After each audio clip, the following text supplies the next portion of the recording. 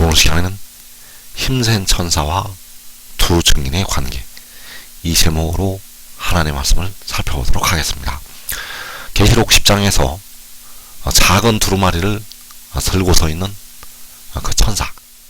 그 천사가 요한에게 내가 나의 두 증인에게 권세를 주리니 그들이 1260일을 예언하리라고 말씀을 하셨습니다. 그래서 이 시간에 힘센 천사와 두 증인의 관계라는 제목으로 하나님의 말씀을 살펴보도록 하겠습니다. 그래서 두 증인에 관해서 요한복음에서 말씀을 하셨습니다. 이 요한복음에서는 두 증인에 관해서 말씀들이 들어가 있습니다. 그래서 요한복음 16장 17절에서 제자 중에서 서로 말하되 우리에게 말씀하신 바 조금 있으면 나를 보지 못하겠고 또 조금 있으면 나를 보리라 하시며 또 내가 아버지께로 감이라 하시는 것이 무슨 말씀이냐. 자, 여기서 이 말씀들은 바로 그 작은 두루마리를 들고 서 있는 힘센 천사에 관한 말씀을 하신 것이 되겠습니다. 그래서 내가 아버지께로 감이라. 자, 그가 아버지께로 가기 때문에 조금 있으면 두 증인이 그를 보지 못하게 되고 또 조금 있으면 그를 보게 됩니다. 왜냐하면 전 3년만이 끝나고 이제 하늘로 올라가기 때문입니다. 그래서 이것이 바로 두 증인에 관한 하나님의 말씀이 되겠습니다. 그래서 내가 아버지께로 간다는 것은 바로 그 작은 두루마리를 들고 서 있는 그가 아버지께로 간다는 것을 말씀을 하는 것이 되겠습니다.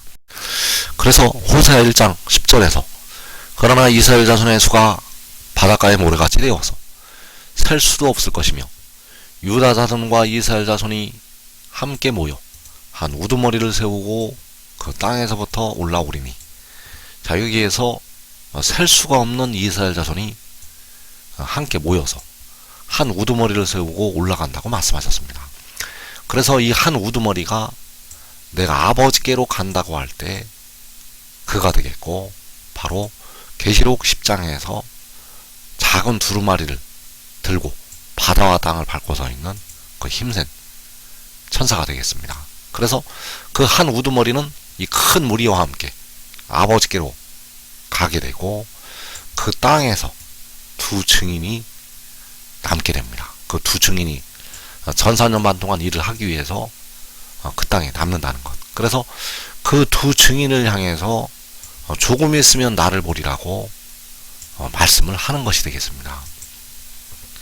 그래서 내가 아버지께로 간다고 하는 것은 바로 한 우두머리를 세우고 그 땅에서부터 올라온다고 할 때 그 한 우두머리가 아버지께로 가는 것이 되겠습니다. 그래서 그 땅에서 두 증인이 1260일을 사역을 하게 됩니다. 그런데 그 전사년반이 끝나는 날 그 짐승이 그 땅으로 들어오게 됩니다.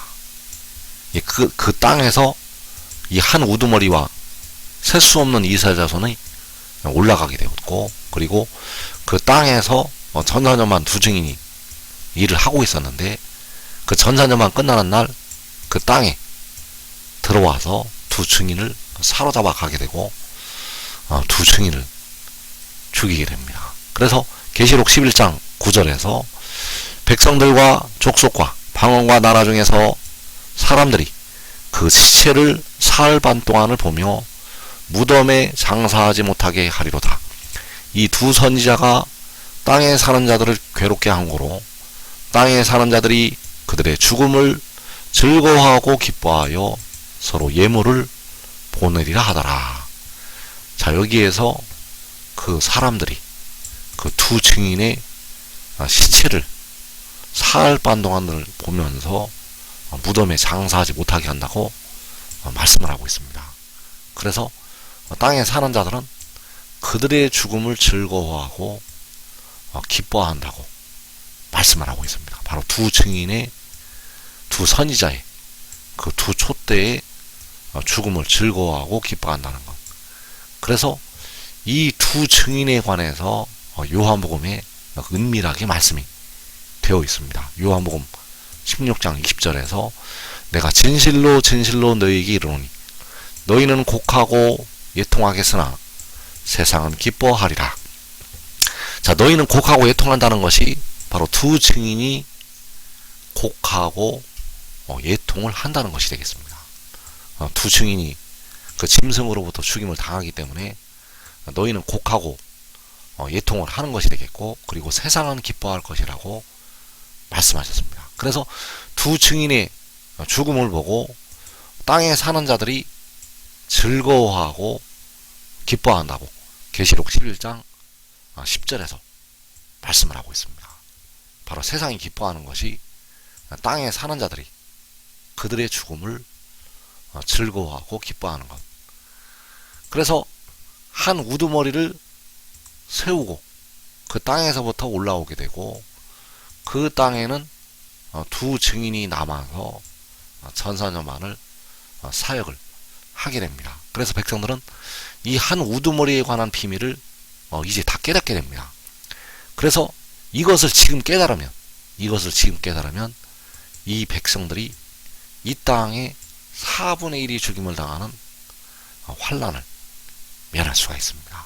이 한 우두머리에 관한 비밀은 하나님께서 감춰 놓으신 생명의 떡이 되겠습니다. 그래서 요한복음 16장 28절에서 내가 아버지에게서 나와 세상에 왔고 다시 세상을 떠나 아버지께로 가노라. 다시 세상을 떠나서 아버지께로 간다는 것이 그 땅에서부터 올라오는 것이 되겠습니다. 그가 세상을 떠나 아버지께로 가는 것은 그 땅에서부터 올라오는 것. 그래서 요한복음 8장 42절에서 내가 하나님께로부터 나와서 왔습니다. 나는 스스로 온 것이 아니요 아버지께서 나를 보내신 것이니라. 어찌하여 내 말을 깨닫지 못하느냐? 이는 내 말을 들을 줄 알지 못함이도라. 자, 여기서 내 말을 깨닫지 못한다고 백성들을 향해서 말씀을 하고 있는데, 내 말이 무엇인가 하면 그가 하나님께로부터 나와서 왔다는 것이 내 말이 되겠습니다. 이 말씀은 바로 그를 보내신 아버지의 말씀이 되겠고, 바로 생명의 떡이 되겠습니다. 그래서 이 말씀을 받아들이고 먹어야 백성들 속에 생명이 있게 됩니다. 또 디모데전서 3장 16절에서 그는 육신 안에 나타난 바 되시고 영 안에 의롭다 하심을 받으시고 천사들에게 보이시고 만국에서 전파되시고 세상에서 믿음 받으시고 영광 가운데서 올려지셨느니라. 그래서 역시 이 말씀들이 그 아들에 관한 하나님의 비밀이 되겠습니다. 그가 육신 안에 나타난 것은 세상에 온 것이 되겠고, 영광 가운데서 올려지시는 것은 다시 세상을 떠나서 아버지께로 가는 것이 되겠습니다. 그래서 정리를 하면 내가 아버지에게서 나왔다는 것이 내가 하나님께로부터 나왔다는 것이 되겠습니다. 그리고 세상에 왔다는 것은 아버지께서 나를 보내신 것, 바로 아버지께서 그 아들을 보내신 것이 되겠고, 디모데전서 3장에서 그가 육신 안에 나타난 것이 되겠습니다. 그가 육신 안에 나타나는 것이 세상에 온 것, 그리고 다시 세상을 떠나 아버지께로 간다고 말씀을 할 때 아버지께로 가는 것은 영광 가운데서 올려지시는 것이 되겠고, 바로 한 우두머리를 세우고 그 땅에서부터 올라오는 것이 되겠습니다. 그래서 이 말씀을 순서대로 정리를 하게 되면 내가 아버지에게서 나와 세상에 왔고 다시 세상을 떠나 아버지께로 가노라. 자, 그가 아버지에게서 나오는 것이 바로 태초가 되겠습니다. 아버지께서는 태초 전에 계신 분, 그리고 아들은 태초에 아버지에게서 나오게 됩니다. 그래서 그가 아버지에게서 나온 것이 잠언 8장 22절에서 여호와께서 나를 가지신 것이 되겠습니다. 그래서 이제 백성들이 깨달아야 될 것이 십자가를 지은 주님은 여호와 하나님이 되시겠고, 나를 가지셨다고 할 때 그 나는 바로 지혜가 되겠습니다. 그래서 태초에 여호와께로부터 그 지혜가 나오게 되고 그가 세상으로 오게 됩니다. 자, 그가 세상으로 오는 것은 계시록 12장의 5절에서 그 여자가 아들을 낳은 것이 되겠고 그가 육신 안에 나타나는 것이 되겠습니다. 그 여자가 육신 안에 그 아들을 낳게 됩니다. 자, 그 아들을 낳는다는 것은 그의 영을 낳는다는 것이 되겠습니다. 그 성결의 영을 살려주는 영을 육신 안에 여자가 낳게 됩니다. 그리고 계시록 6장의 환란 날에 그가 영 안에 의롭다 하심을 받게 되고 천사들에게 바로 의의 나무들에게 보이시게 됩니다. 그리고 계시록 7장에서 만국으로 그가 전파가 되고 세상에서 택하신 백성들이 그를 믿게 됩니다. 그래서 그가 세상에 와서 이 일들이 이루어진다는 것, 세상에 와서 영 안에 의롭다 하심을 받고 천사들에게 보이고 만국으로 전파가 되고 세상에서 믿음 바가 됩니다. 이 일이 이루어지고 나서 그가 다시 세상을 떠나서 아버지께로 가게 됩니다. 그래서 그가 다시 세상을 떠나서 아버지께로 가는 때는 요한계시록 7장이 되겠고 바로 영광 가운데서 올라가는 것이 되겠습니다. 그 영광 가운데서 올려지시는 것이 한 우두머리를 세우고 그 땅에서부터 올라오는 것이 되겠습니다. 그래서 그 한 우두머리가 올라올 때는 영광 가운데서 그 셀 수 없는 큰 무리와 함께 그 땅에서부터 올라가게 됩니다. 그래서 고린도전서 13장 10절에서 온전한 것이 올 때에는 부분적으로 하던 것이 패하리라. 자, 이 말씀을 바울 사도가 하신 이유는 바울 사도가 온전한 것의 비밀을 알고 있었기 때문입니다. 바울 사도는 온전한 것의 비밀을 알고 있었다는 것. 그래서 그 온전한 것이 바로 한 우두머리가 되겠고 이 한 우두머리를 통해서 이제 백성들에게 생명의 떡을 주시게 되고 생명수 샘물을 주시게 됩니다. 그래서 그 온전한 것이 올 때 현재까지 백성들이 주님을 부분적으로 알고 있었는데 이제 온전히 주를 알게 되고 온전한 영의 양식 또 온전한 육신까지 살게 되는 그 양식을 먹게 됩니다. 그래서 이 한 우두머리는 바로 백성들의 몸의 속전을 지불하는 지혜가 되겠고 이제 그를 통해서 백성들을 다스리시게 하신다는 사실입니다. 그래서 현재 주시는 성령은 보좌 앞에 7등불 켠 것이 되겠고 그 성령으로 백성들의 영을 살리게 됩니다. 육신도 부분적으로 치유를 하시지만 무덤으로 들어가는 것에서는 아직까지 해방이 되지 않는다는 것. 그래서 현재 보좌 앞에 7등불 켠 것으로 백성들의 영을 살리시게 되고 이제 장차 주시는 성령을 통해서 그 영과 몸까지 살리시게 됩니다. 이제 백성들의 몸이 무덤으로 들어가지 않는 축복이 임하게 됩니다. 그래서 장차 주시는 성령은 바로 7눈이 되겠고 바로 보혜사가 되겠습니다.